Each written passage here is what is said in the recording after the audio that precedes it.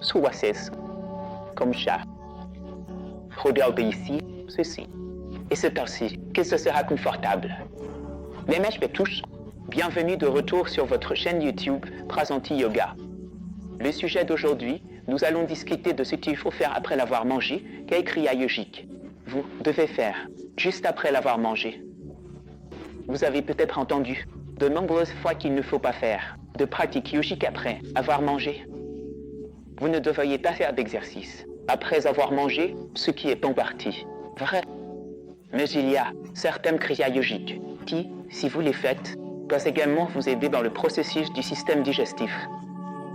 Elles vous aideront également à améliorer le flux digestif, afin que le système digestif fonctionne bien, voire plus rapidement. Pour ceux qui ressentent de la lourdeur après avoir mangé, de la paresse après avoir mangé, de la fatigue, un ventre lourd, des gaz, des rots, avec toutes ces conditions, si vous faites face à ce défi, cela signifie que cette classe est bénéfique pour vous. Et vous ne devriez pas vous limiter à apprendre cette classe, vous devriez partager cette vidéo avec d'autres afin de pouvoir les aider également. Apprenez ce qu'il faut faire. Donc, avant de continuer, ceux qui sont nouveaux sur cette chaîne, veuillez vous abonner à la chaîne. Si vous avez des questions juste après la pratique, veuillez m'écrire dans les commentaires. Je vous aiderai avec la réponse. Avant de continuer et de comprendre ce que vous devriez faire après l'avoir mangé, je veux vous dire ce que vous devriez faire. Normalement, pour ne pas ressentir tous ces changements, tous les problèmes que vous rencontrez habituellement lorsque vous mangez, la première kriya que vous devriez faire est l'Agnisar kriya. Je mentionnerai le lien pour cette vidéo sur l'Agnisar. J'ai déjà réalisé une vidéo détaillée. Ami signifie feu, Sahar signifie expansion ou essence du prana, essence du feu. Donc, pratiquez ce Agnisar 2 fois par semaine, de manière régulière. Vous aurez un bon système digestif et tous les organes fonctionneront très bien en interne. Maintenant, comprenez ce que vous devez éviter en premier. Juste après avoir mangé, il y a quelque chose que vous devriez éviter. La première chose est que vous ne devriez pas dormir. Beaucoup de gens s'allongent, dorment, et c'est la plus grande erreur que nous faisons quand nous mangeons et ensuite nous dormons. Vous vous sentirez plus paresseux, votre système digestif sera très faible. Vous devriez éviter cela. La deuxième chose que vous devriez éviter est de marcher. Juste après avoir mangé, ne marchez pas. Sinon, la plupart du flux digestif, la plupart de la circulation qui vous aide à digérer, se déplacera sous la région pelvienne. Et nous voulons le flux digestif ici. Nous voulons la circulation principalement ici. C'est donc la raison pour laquelle il ne faut pas marcher ou courir. Non. Beaucoup de gens en ville, en fait, après avoir mangé, marchent la nuit. Non. Essayez ce que je vais vous enseigner. Et ensuite, peut-être que vous pourrez faire ce que vous voulez. La prochaine chose que vous devriez éviter est de boire de l'eau. Ne buvez pas d'eau, même pendant le repas. Et après non plus. Juste après le repas, évitez le... Maintenant, la question peut se poser, quand boire, vous pouvez boire 45 minutes après n'avoir mangé. Ces 45 minutes, l'action principale de votre système digestif commence. Cela signifie que le corps commence à produire l'acide pour digérer la nourriture. Ces 45 minutes sont très importantes. Si vous ajoutez de l'eau, vous perturberez ce processus. Donc, suffisamment d'acide, votre corps ne produira pas et cela deviendra plus tard un gros problème pour vous. Et ensuite, vous ressentirez une lourdeur, des gaz, une sensation de brûlure et bien d'autres. Ensuite, ce que vous devez éviter, c'est de manger des fruits, même pas de thé, juste après. Vous pouvez prendre à nouveau un intervalle de 20 à 45 minutes, puis vous pouvez prendre un thé si vous tenez vraiment à en boire. Donc, ce sont les choses que vous éviterez après l'avoir mangé. Et maintenant, nous allons apprendre ce que vous devriez faire juste après l'avoir mangé. À chaque fois, après avoir mangé, la première chose que vous ferez, c'est d'utiliser le rehausseur comme ceci.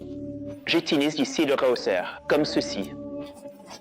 Vous pouvez utiliser peut-être un bloc, vous pouvez utiliser peut-être un coussin, là d'une couverture pliée suffit. Vous le placez sous les fesses, ici. Puis, vous ferez cette position. Vous rapprochez les jambes, comme dans cette position. Papillon. Pas besoin de rapprocher trop. Si vous sentez que vous avez une raideur ici, gardez-les un peu éloignés. Et asseyez-vous au bord du rehausseur comme ceci. Si vous pouvez voir, je suis assis au bord du rehausseur, balle assis sur le dessus du rehausseur comme ça. Asseyez-vous au bord du rehausseur, puis écartez-les, chante. Pourquoi devriez-vous faire cela? Dans cette position, si vous sentez que vous avez une raideur, écarquillez davantage vers l'avant. Vous devriez sentir que votre colonne vertébrale est élevée dans cette position. Si vous sentez que la colonne vertébrale n'est pas élevée et qu'à cause de la raideur de votre colonne prend une corde, cela signifie qu'il faut avancer davantage les jambes pour que la colonne soit droite. Cette zone devrait être libre. Vous devriez avoir un espace entre le nombril et la région de la poitrine. Que se passera-t-il lorsque vous ferez cela? Automatiquement, vous créez de l'espace pour votre estomac et pour cet intestin, où la nourriture peut se déplacer et passer facilement. Cette zone, si vous avez un espace adéquat, votre corps produira mieux de l'acide, ce qui aide à la digestion. Votre corps commencera à fonctionner correctement. Votre système digestif fonctionnera bien, car il n'y a pas de tension ici. C'est pourquoi ne vous asseyez pas juste après cela ou ne vous asseyez pas dans une autre position. D'abord, c'est ceci. Deuxièmement, cet asana, qui est le Bandhu Konasana, aide également à activer la Panavayu. Et la Panavayu est responsable du fonctionnement de la partie inférieure du corps. Nous avons un Panchvayu, 5 Vayus. L'un des Vayus c'est la Pana. Donc, il active la Panavayu. Il faut vous asseoir pendant au moins 1 à 2 minutes d'abord. Et commencez à respirer dans ce centre du nombril. Donc, lentement, vous vous asseyez, les mains peuvent être sur les genoux. Vous pouvez également choisir un mudra dans cette position qui s'appelle la mudra. Le mudra apana est lorsque vous amenez d'abord les 2 doigts du milieu, l'annulaire et votre majeur. Vous toucherez la pointe de ces doigts avec le pouce comme ça. Vous pouvez voir cela. Les 2 derniers seront comme ceci, étendus. Vous n'amenez pas le centre du pouce avec les doigts. Vous amenez la pointe de ceci. Donc, ne faites pas d'erreur. Ceci est le mudra apa. C'est un cercle. Voyez comment je fais un cercle? Donc, ce cercle est important. Avec les 2 mains, vous vous reposez. Puis fermez les yeux, fixez. Puis amenez toute l'attention au centre du nombril et commencez à respirer quelques cycles avec une inspiration ventrale. Le ventre sort lentement. Expirez le ventre. Prendre comme ça quelques cycles. Donc, pendant 1 à 2 minutes, vous appliquerez ces choses. Cela activera la Panavayu. Cela améliorera également la circulation dans cette région. Vous produirez de la chaleur pour bien fonctionner. Le C digestif fonctionnera bien. Une fois que vous avez terminé cela, la deuxième pause, qui est importante juste après, vous prendrez Vajrasana. Et pour Vajrasana, vous pouvez d'abord vous asseoir. Il suffit de retirer le coussin jambe droite. Ce Vajrasana est en fait une pose à genoux. Donc, pour ceux qui ressentent des douleurs aux genoux, des blessures, je vais proposer une modification pour eux. Je vais proposer une variation. Mais d'abord, je vais expliquer à ceux qui peuvent le faire et à ceux qui n'ont pas de problème, comme des douleurs à la cheville ou aux genoux, des blessures, pour eux d'abord. Que devez-vous faire? Regardez ici. Vous pliez. D'abord, genou. Pliez le genou droit comme ça, simplement. Et maintenant, vous asseyez dessus. Et maintenant, vous pliez. L'autre aussi comme ça. Bien. Et depuis l'arrière. Regardez maintenant depuis arrière. Donc, depuis arrière, vous touchez les gros orteils ensemble. Je vous dirai même de placer le gros orteil droit sur le dessus du gauche un peu, en croisant les circuits, complétant le circuit du prana. Donc, vous amenez cet orteil avec le dessus du gros orteil gauche. Ainsi, vous complétez maintenant le circuit du flux d'énergie. Et maintenant, à partir de là, vous soulevez, appuyez bien sur la cheville. Il ne devrait y avoir aucun écart. Vous tournez le modèle comme ceci, vers l'extérieur. Regardez ici. Tournez bien. Et puis, quand l'espace sera là, vous vous asseyez entre les talons. Les talons sont séparés. C'est d'abord depuis l'arrière. La colonne vertébrale sera droite. Maintenant, de l'avant, cela ressemblera à ceci. Vous reposez les mains sur vos genoux. Faites Abha Mudra, comme ça, en vous concentrant sur le centre du nombril, cette zone, et puis commencez à respirer. Dis 15 fois. Respiration douce. Inspirez, ventre dehors, ventre dedans, ventre dehors, ventre dedans. ce sont les exercices que vous ferez. Apamidra, c'est 2 asanas juste après le repas. Combien de temps devriez-vous faire cela? Ce Vajrasana doit être pratiqué au moins 3 à 4 minutes. Au début, commencez par 3 à 4 minutes. Ensuite, augmentez à 10 minutes. Si chaque jour, juste après le repas, vous pratiquez ces asanas, ce mudra, vous remarquerez que votre feu digestif fonctionnera très bien, les organes internes fonctionneront parfaitement et vous n'aurez aucun des problèmes que j'ai mentionnés plus tôt. Pas de somnolence, pas de fatigue, pas de paresse. L'énergie circulera, le corps ira mieux. Toute la nourriture sera digérée correctement. Vous n'aurez pas de constipation, de diarrhée, de tels problèmes, de douleurs à l'estomac. Aucun problème. Même pour les patients diabétiques, cet asana, cet apamudra sont très importants. Ils doivent le pratiquer.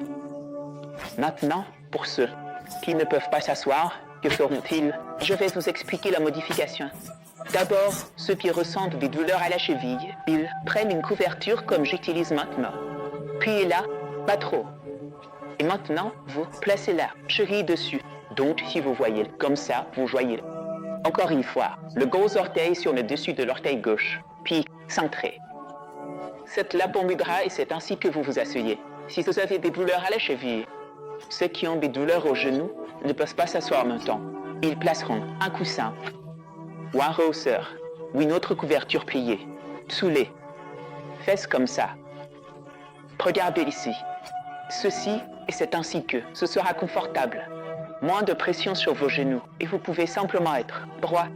La colonne vertébrale sera droite, la zone digestive est libre et c'est ainsi que vous vous asseyez quelques secondes. Et puis, lentement, si vous voulez, si vous sentez que vous pouvez rester plus longtemps, vous enlevez. Regardez ça. Pouvez-vous rester? Sinon, utilisez à nouveau ce rehausseur, utilisez ce coussin. C'est ainsi que vous vous asseyez. Donc, c'était le Vajrasana. Le Vajrasana vous aide à stocker la circulation sanguine. Il n'autorise pas la circulation sanguine à circuler facilement vers la partie inférieure du corps. Et à cause de cela, la plupart de la circulation reste ici. Cela fonctionne comme une puissance de stockage. Et cette circulation sanguine stockée aide votre feu digestif à s'améliorer.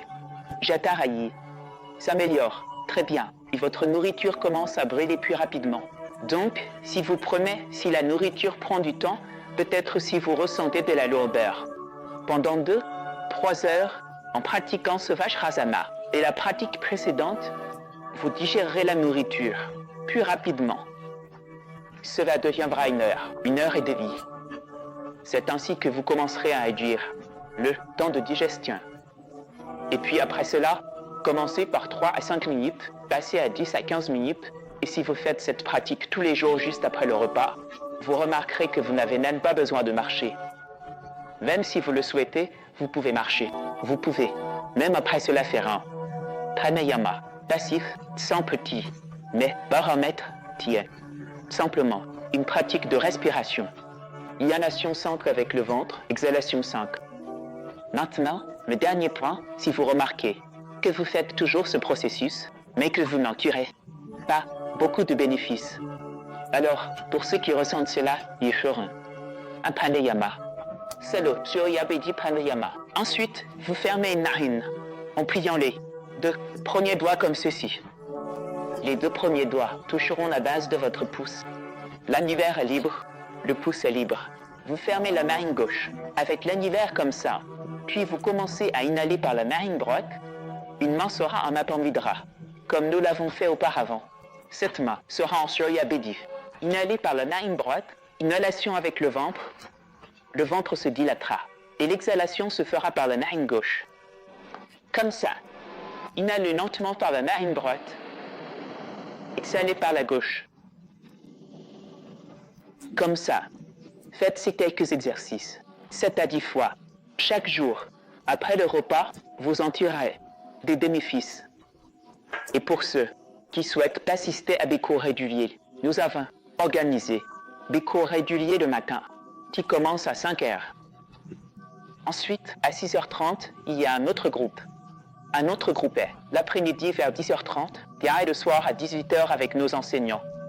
Ce sont des enseignants expérimentés qui peuvent vous aider à maintenir la régularité dans votre pratique yogique, afin que vous en tiriez de bons bénéfices et que vous meniez une vie saine et holistique. Nous n'enseignons pas seulement les asanas, il y a aussi un peu de pranayama, de méditation et un peu de philosophie pendant le cours, ce qui vous aidera à comprendre pourquoi vous faites cela. Je mettrai le lien dans la description et vous pouvez vérifier et choisir votre créneau. Commencez à pratiquer et à partager cette santé et ce bonheur avec le monde. Merci. Namaste.